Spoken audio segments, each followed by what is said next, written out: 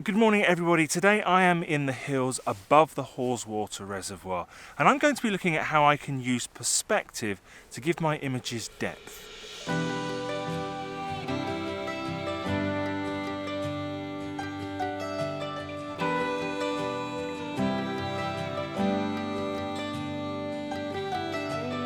So this is my view for this morning and it is a fantastic one. In the far distance I have the Haweswater Reservoir and behind that the Haweswater Nature Reserve. And then between me and the reservoir we have a tarn called Small Water. And I got here about 4:30 this morning, parked up by the reservoir, and I've hiked up to this point here along the Nanbeeld Pass. And the pass is actually between me and Small Water. I've actually come up here to get my first shot of the day. And when I finish here I'm going to carry on to the top of the pass and then I'm going to go up to a fell called Harterfell. And from the top there I should get fantastic views looking back along Haweswater. And then when I'm done I'm going to drop down the other side and head back to the car down the Gatesgarth Pass.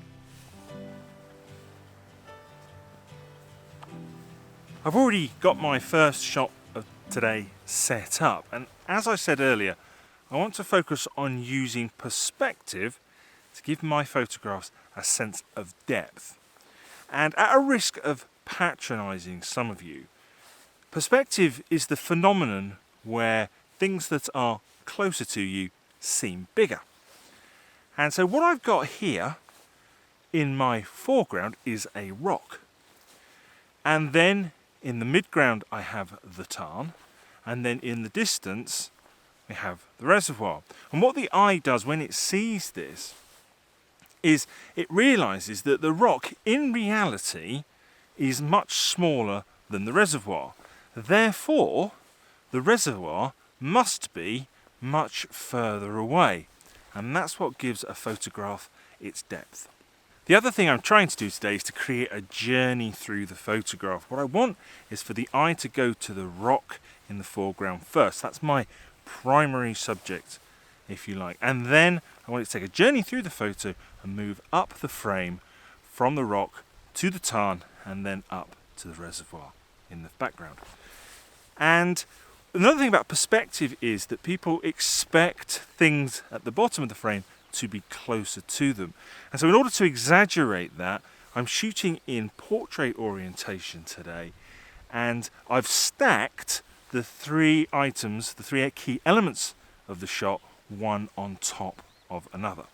And the other thing that I'm trying to do is I'm trying to balance the distance between the top of the tarn and the bottom of the reservoir with the top of the rock and the bottom of the tarn, if that makes sense. I'm trying to balance those out. And it doesn't look like I've been particularly successful, so I might have to have a little fiddle with the composition.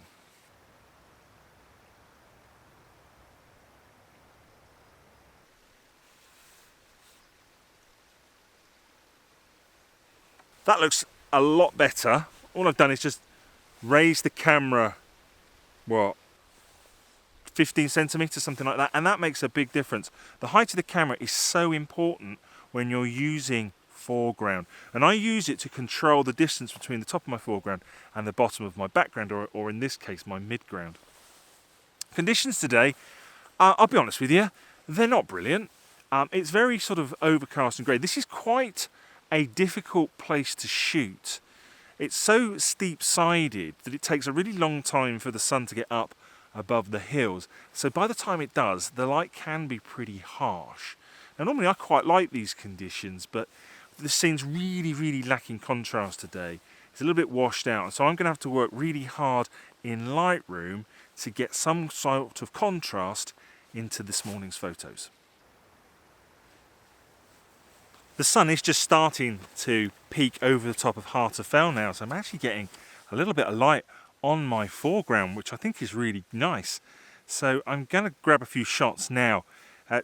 Generally, I don't work with an awful lot of direct light, and so I think my polarizer on this occasion is going to come in really handy, just to knock off any glare that I get from the surface of the rocks. That little bit of light on the foreground is just really helping to lift the shot. Most of my background is still in shade, but we've got some contrast so you can really pick out the tarn and at least part of the reservoir. There is a little bit of light on the hills to the left hand side, and so I just need to be careful about that. I just need to make sure when it comes to processing that I'm probably going to need to bring that down just a little bit. I don't want it to be too distracting, but yeah, this is looking pretty good. I'm going to take my first shot in the morning, I think.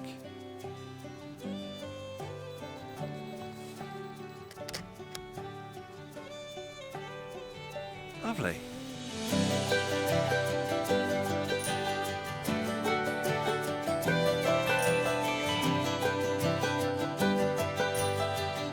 Now, another thing that can help give your photos a sense of depth is detail. So you get detail in things that are close to you, but in the distance you tend not to get as much detail.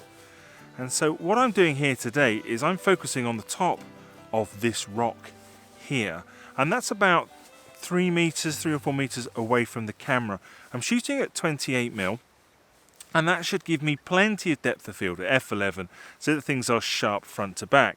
But of course, that's acceptably sharp front to back, not pin sharp. There is a difference, albeit minor.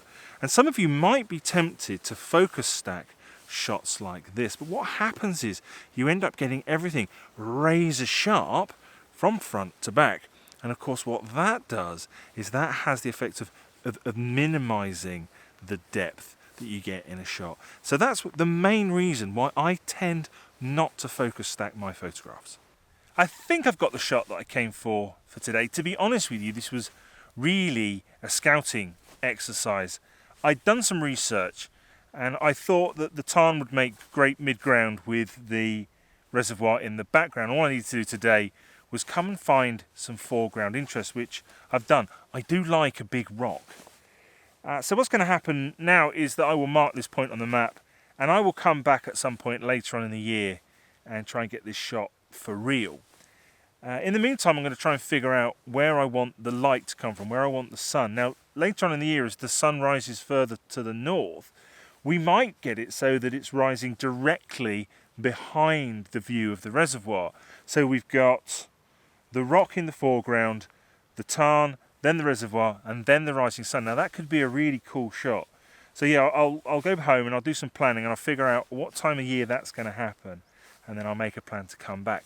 But for now, before I head off up to the top of Haweswater Fell, I'm just going to sit for a minute and just enjoy this view, because this year so far there's been too much time in the office and not enough time out here in the fells.